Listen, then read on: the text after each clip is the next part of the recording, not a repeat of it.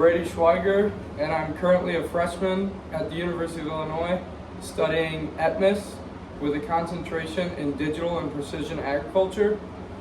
And I chose this major because it's a lot of hands-on work, and I'm very interested in the mechanical side of agricultural systems and machinery. So it fit everything that I love to do. And growing up, I always loved like engines and welding and working on cars and doing electrical work and all that kind of stuff, woodworking. And for this project, I'm choosing small engines because I feel like I know a lot about them and I have a big passion for them, like I said. And one thing in the future that I want to do is something for John Deere or Caterpillar, for say, and I want to build like the big diesel engines, the Caterpillar diesels and the John Deere diesel engines, like in the combines and all those tractors. So yeah, that's why I'm choosing small engines. Okay, so the small engine I'm using happens to be on my mini bike, and what I have is a Harbor Freight Predator 212 engine. It's a four-stroke engine. It's 212 cc, and it comes stock at 6.5 horsepower.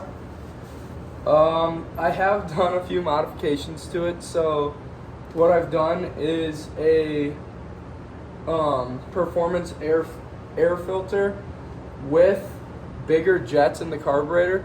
So what that means is basically every time there's an explosion in the combustion chamber, and how the explosion happens is when the piston comes all the way up into its highest upright position, the spark plug right here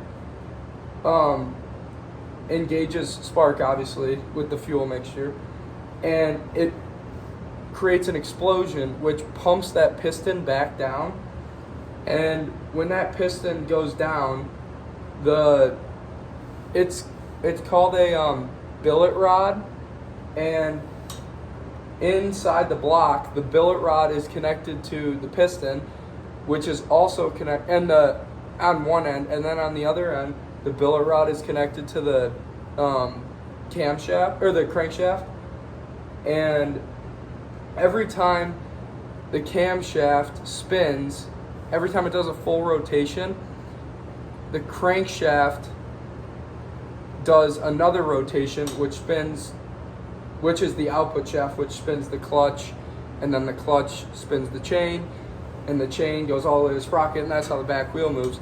But when there's in the carburetor, there's jets. There's two jets. There's a main jet and a pilot jet, and a little bit of fuel every full rotation of that piston when it goes up and then down. There's a little drop of gasoline that drops in, which is what makes the explosion. And what I was saying, when I put bigger jets in, so there's more fuel coming in, which is making that rotation that much faster. So that's why with the jets you gain more speed, obviously, and then the airflow or the air filter is allowing more air in.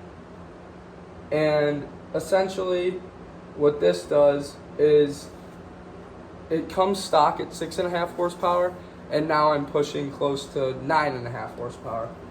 So that was a big modification that I did. So why I chose small engines is because, like I said earlier, I want to do something with Caterpillar engines or John Deere diesel engines. I know this isn't diesel, but that's a whole nother story. But I've just had a big passion for it, and I think engines are, especially tractor, combine, all the agricultural machinery stuff, I don't think those engines will ever, stop being manufactured. So I really want to like get to know how they work, and I think starting with a little small engine like this is teaching me a lot about just how engines work, and they really do. I know this isn't diesel, but it really does kind of relate to a gasoline engine.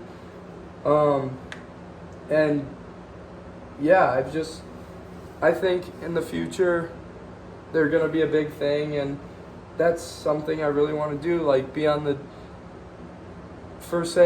want to be a diesel engine engineer and just make them more efficient and better and more powerful and everything like that. So yeah, I think that the diesel engines in this farm equipment is really the heart and soul of agriculture, and I think that it's come such a long way from back in the past, and it's just something that's going to continue to get better and better, and farmers are going to want the most efficient equipment so they can produce crops the fastest and make their job as a farmer just easier. And it's just something that is never gonna die down, and it's very important for people like me, to keep this industry going and keep it efficient and make it the best that it can be for agriculture, because it is such a big thing in this world, and obviously we need food to survive, and what farmers do on a day-to-day basis is so important. And I think that making this machinery just 10 times better every single day is gonna have a big, huge effect on farming, and it will just make it better overall.